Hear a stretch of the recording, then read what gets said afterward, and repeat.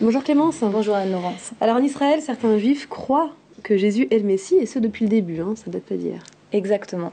Donc quand on lit les évangiles, on se rend compte que Jésus-Christ et les apôtres sont juifs.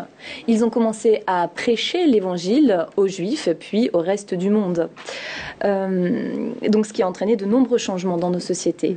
Ces juifs ne renonçaient ni à leur héritage culturel, ni à leur tradition, ni à la foi de leurs ancêtres. Mais ils ont trouvé en Yeshua, qui est le nom hébreu de Jésus, leur Messie.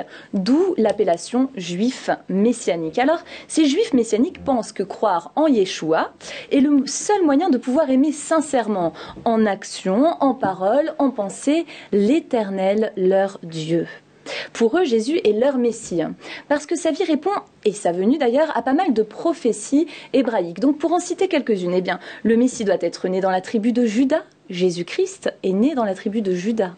Le Messie doit naître à Bethléem, qui est la ville du roi David. Eh bien, Jésus-Christ est né à Bethléem, qui est la ville du roi David. Le Messie doit d'ailleurs subir de nombreuses souffrances qui sont relatées dans le chapitre 53 du livre d'Ésaïe, donc le prophète Ésaïe. Et ces souffrances sont similaires à la crucifixion de Jésus-Christ.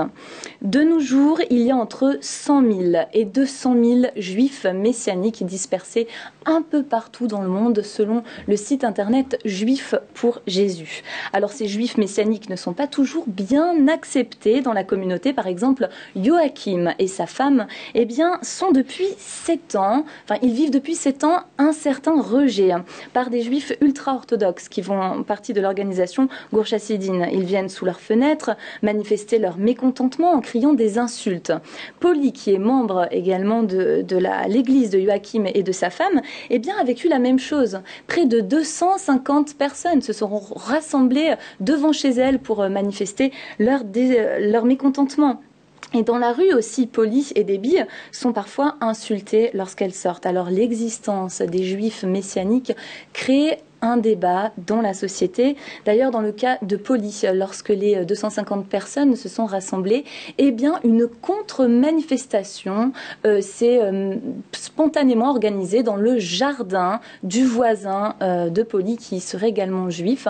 Et donc, ces 50 personnes, eh bien, ont manifesté leur désaccord contre cet harcèlement que peut subir qu'a subi Polly.